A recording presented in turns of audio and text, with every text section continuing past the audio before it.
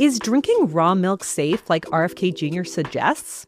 Can you reduce a glucose spike if you eat your food in, quote unquote, the right order?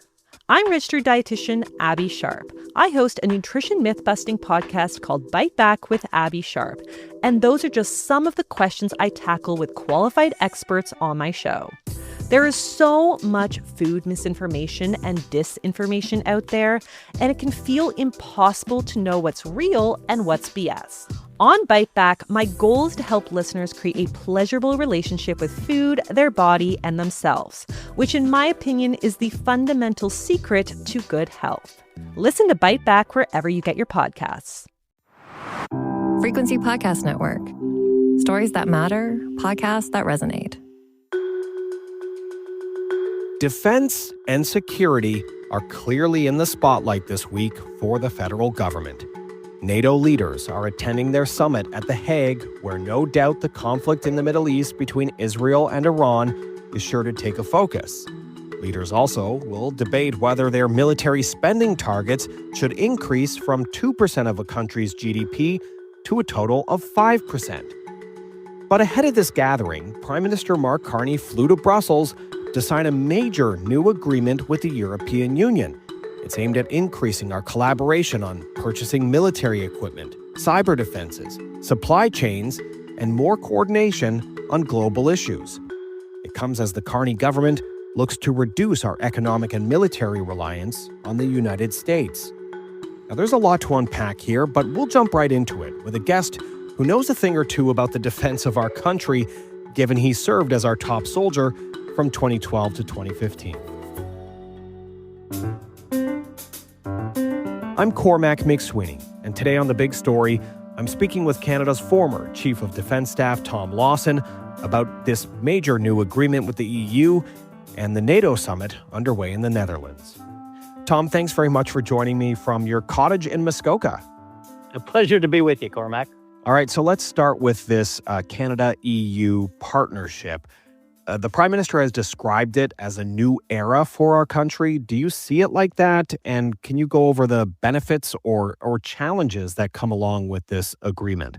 Well, I do believe that defense is on a completely different footing with this new government. And I think all of the actions taken together does put us into a new era, and a very positive one, a potentially very positive one for anybody who's interested in Canadian defense and security. And this first step, showing up in Europe and joining the rearm, as they're calling it, it is a big first step. I think there's kind of three parts to it. I think, first of all, the Prime Minister is very interested in starting to wean Canadian defense off of American defense industry and diversifying, and I think that's smart. A second, by doing so, he's tapping potentially Canadian defense industry into, well, maybe even 1.25 trillion to be spent by European countries over the next few years, and maybe we can sell some of our own gear in there. And finally, I think what he's doing there, just ahead of the NATO summit, is signaling something very strategic, and that is that NATO, with Canada's emphasis, will continue to be a North Atlantic treaty organization. See, without the States and Canada, it would really be a European treaty. With the States kind of disappearing and losing interest, whatever you will, it's threatened to become a European treaty organization. Canada's saying, no, that's not happening. By being here, signing on to that, we're doubling down on this idea of the link across the North Atlantic. Canada's a big part of that, and we will continue to be. So just before we get off that point then, by signing this partnership with the EU, does that kind of give us more sway in NATO if the U.S. starts to pull back a little bit more from these international alliances? I think so. I think this link across the North Atlantic is extremely important to the Secretary General of NATO and anybody who thinks about the health of NATO, stretching across the gap between UK and Iceland, Greenland, and Greenland across to northern Canada is really very important. A lot of ships, subs can travel through that area, aircraft can travel through that area. So that linkage is strong. I think there's also an awareness that Canada geographically is always going to be very close to the United States, certainly physically, probably politically as well. So it's another linkage, communication linkage and connection for NATO, for European countries in NATO to maintain and kindle that linkage with the United States, which has always been critical. And going forward, all the partners hope it will remain very important, but that's not a sure thing. Is it too early to claim victory, though, when, what we've basically signed on to is a framework so far, and a lot of the deal still has to be negotiated? Yeah. No, you're right. It's an opening. There was a door left open, and the Prime Minister has pushed it open, and Canada has entered. We saw handshaking with the head of the European Union and the European Commission yesterday with our Prime Minister. There's a lot of excitement about this, but it's a start. Discussions will now start. What equipment can Canada link into that we might have otherwise bought from the American defense industry? What should we continue to buy from American defense industry?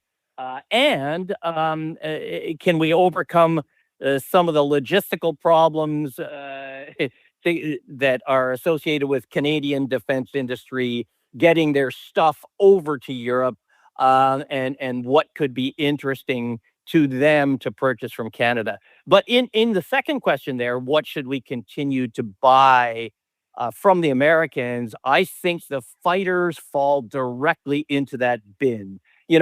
The fighters are largely going to be used within NORAD, and that is a Canadian-American effort. And I think it's very, very important that we integrate our fighters into the American Air Force as easily as we can. I also think that with an Air Force as small as ours, we absolutely should remain with one fleet of fighters. And they should, every study we've had over the last 15 years has said that fighter should be the F-35. You answered a question I didn't get to ask yet, but I was going to ask about the F-35 program and the speculation and questions about whether joining with Europe would change it as the government goes under that review. Obviously, with the operability collaboration we need to have with the U.S. on NORAD, your position is that we shouldn't shake things up. We should continue along that same path. So then I guess I'll ask, what are the systems and ways that we can use this new deal with Europe to have more operability from a NATO standpoint with our European allies? What are some of the other purchases that would be good for us to buy with the EU as opposed to the US? Well, the mind boggles because there's so many opportunities. Canada's going to reinvest heavily in defense on systems that need upgrading and on systems that we've never had before. So if we take the fighters off the table there, the new ships that are being built, the new destroyers, the surface combatants, a lot of decisions have been made on who will be laying down the keels and developing the ships. But what goes on to them by way of defense systems and offensive systems has not been absolutely determined, and there's all kinds of great European equipment that can now be part of that discussion. When we move forward and think about submarines, and the government's talking about perhaps 12 diesel-electric submarines, there's all kinds of international companies, both European, South Korean, that could supply those things. And of course, when we group together with Europeans in purchasing either their equipment or other international gear, we drive down the prices in a way that Canada couldn't do on its own when we were trying to buy directly from the United States. So there's all kinds of systems. ground-based air defense systems, artillery systems, vehicles for the Army. There's all kinds of new systems out there that will come into consideration for purchase that largely wouldn't have been considered back when the Americans were our reliable ally. And what the heck, their defense industry were providing great systems. So why go much further afield to look for other systems? Yeah, and joining this Rearm Europe initiative, which this is a step towards this partnership. We still have to have a technical separate signing to get a part of it, but I believe the rules are if you're part of Rearm Europe, the purchases have to be around 65% of joining countries, and then 35% can be outside of that. So just by Canada locking into it is a huge opportunity for our defense industry.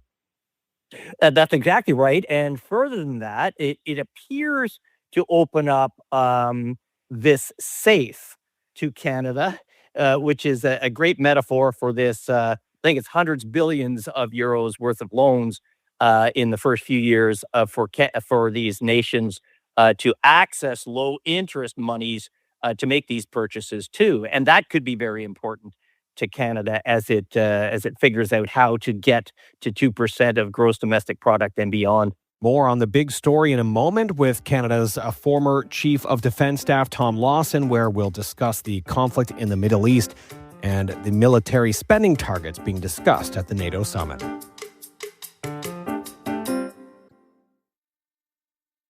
So I wanted to switch now to the NATO Summit. And of course, what's going to be top of mind for a lot of leaders is the conflict between Israel and Iran.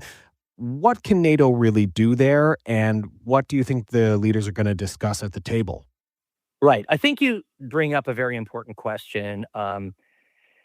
War and peace in the Middle East is very important worldwide, especially when it affects not only so many people in the area, but also the flow of oil and other things from that region. But just before we get onto that, it really does concern me that some of the focus in the discussions at NATO, as you're alluding to, is going to come off the Russian war against Ukraine and on to this Israel-Iran situation. While Israel and Iran and the situation in the Middle East is very important, it's completely outweighed, I believe, for world geopolitics, European geopolitics, and all Western nations like Canada and the United States by the ongoing brutal criminal war that Russia's fighting against Ukraine. And as a result of the start of this Iranian war just 2 weeks ago, a lot of the focus has come off that, and that concerns me greatly. So with that, yeah, I think we have to recognize that this very important situation that has developed over the last couple of weeks is going to be on the agenda for discussion. And frankly, I don't think that NATO has a lot to say in what happens going forward. Israel has long been a friend, and Iran for 45 years has been the scourge of the Middle East, a great proponent of terrorism around the world, and this situation finally has started to be dealt with as a result of the a weakening of the crescent of proxies, Iranian proxies around Israel, and a weakening of the regime situation in Iran. And Israel took advantage with American support, has taken advantage of that and really taken a lot of the air out of Iran's sails. How much? Well, that we're not exactly sure. Then that can be part of the discussion. We have to watch it fairly closely. But if Israel decides that they have put the nuclear program on hold for a number of times and bought themselves years, and they decide not to let mission creep come into this, then this ceasefire may hold, and perhaps NATO and the U.S. Can come back to the bigger issue at hand, and that is Russia's war against Ukraine. So, on Russia Ukraine, what more can NATO do? There were discussions at the G7 that led to countries like Canada making more commitments, but what more can NATO do? Cormac, you've now asked the key question that really gets to the heart of what NATO needs to deal with.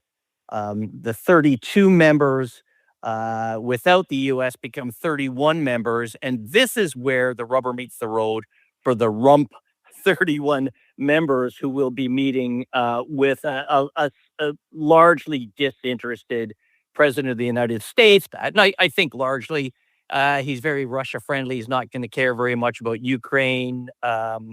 He's just displeased with the whole thing. He put his oar in the water. It didn't work, and so I think we're going to see the U.S. as largely disinterested, which really requires the Secretary General and the other prime ministers at this summit and presidents at this summit to step forward. And I think they've been doing a good job with that, particularly Germany, the UK, and our own prime minister.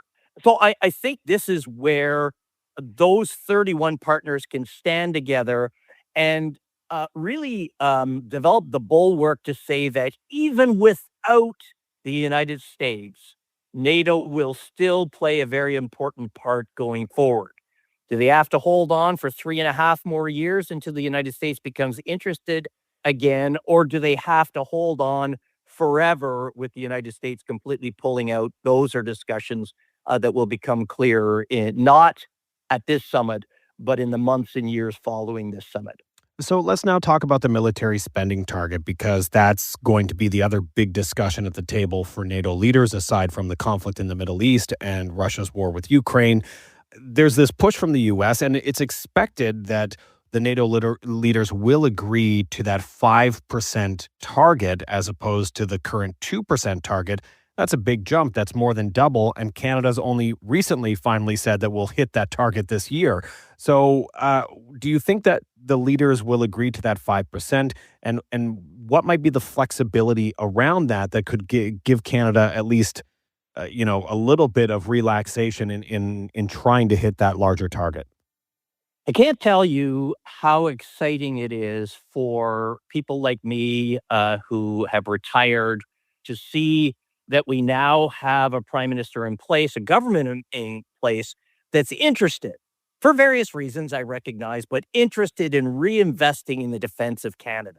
I mean, it's just extremely exciting. And on top of that, before I get to your bigger question here, when the prime minister, you remember when he made his decision and his announcement to meet the 2% target this year, his number one pillar was something that I absolutely wouldn't have expected. He said his number one pillar is the reinvestment in Canadians' current military, the infrastructure around Canadians' current military, recognizing that this isn't new glitzy equipment. Now, pillar 2, 3, and 4 got on to new equipment that he would be investing in as we go forward.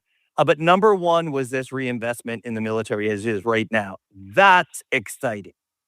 2%. 22 of the 32 nations in NATO are already at. The other 9, other than Canada, had plans to get to 2%. And Canada was the last. And we've now got plans, and we're going to do that this year. You're asking, what about the next goal, 3%, 3.5%, 5%?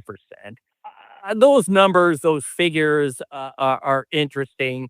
I think the Secretary General is going to get full support for making it to 3.5%. We know Spain wants to find some relief from that, but even they'll probably agree to continuing to increase their defense spending. And then that 5% figure includes 1.5% that can be spent on all kinds of sundry things like infrastructure, highways, ports across the country that are, barely attached to defense, but could ease and facilitate the movement of defense vehicles and people across the nation. I think that largely the nations will agree to that as long as enough time is given. All of this we should recognize with the stated goal of trying to keep President Trump and the United States interested for as long as they can in remaining in NATO. And I don't know if that's going to be successful. That other 1.5%, do you think that's even achievable for Canada? It was hard enough over a decade for us to get to the 2% mark, and we're still technically not even there yet. So this extra 1.5%, is that even achievable? How much more would that cost? Could we even manage that in our budget? Yeah.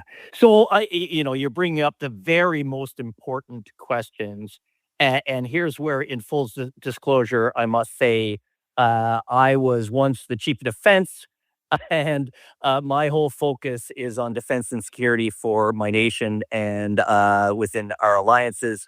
Those questions you bring up are better answered by those who are in the current bureaucracy and elected officials. However, if we go back to the actual idea of whether or not 3.5% of Canada's gross domestic product could be put towards defense initiatives, I would say yes. I think it's possible we could get to 3.5%, but a lot has to happen within our bureaucracy. A lot of defense decisions have to be made by our elected officials and bureaucracy in areas that I'm not an expert in. My last question for you, on that final note that you said in the previous question about whether the U.S. remains in NATO, you seem to suggest that you don't believe that the U.S. will hang around in NATO. Explain that a little bit, and how much longer do you think they will? Well, first of all, I should say that I'm assured by my connections in Canada's current military that the relationship between the Canadian military and the U.S. military is strong, very, very strong. It has been, Cormac, throughout my 40 years in military and the 10 years since then. The American military is extremely professional, well-trained, well-funded. The mission that was carried out against Iran a few days ago was a great demonstration of that. So I'm not putting this on to the American military, of course. I'm talking about the American administration right now. And the simple unpredictability regarding President Trump and his disinterested not only in alliances, but his disinterest in allies. Allies because they are simply already in the American pocket are not of interest to this president at the current time. You can see his disinterest when you see the table around the G7 with President Trump, the most important member around the table, and our prime minister trying to dance faster and faster to keep him interested. He's on his phone. He looks bored. I mean, this is just not the group he wants to be with. So is there a possibility that his advisors in his administration can keep him interested in this alliance, this particular alliance? I don't know.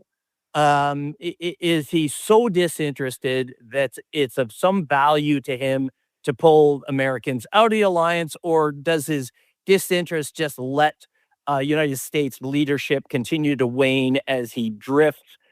That's more benign to the 32 members in NATO and NATO's current existence. But if he actually pulls out, can NATO survive? I think that this summit is going to help answer some of those questions, because I think what we're discussing right now is of great interest to the 31 other members of NATO. And I think most of them are dedicated to NATO's continued existence, even if the U.S. pulls out, with the hope that that doesn't happen. Thank you so much. I really appreciate your thoughts on all of this. Great being with you, Cormac. That was Canada's former Chief of Defence Staff, Tom Lawson, speaking with me about Canada's new defence and security partnership with the European Union, the conflict in the Middle East, and the NATO Summit, where military spending targets are a key focus. I'm Cormac Mac Sweeney, and that was The Big Story. You can send us your feedback on this episode or any other episode by emailing us at hello@thebigstorypodcast.ca or leave a voicemail at 416-935-5935. You can find us on the Seeker app or on all your favorite podcast players. Please rate, review, follow, and share. Thanks for listening.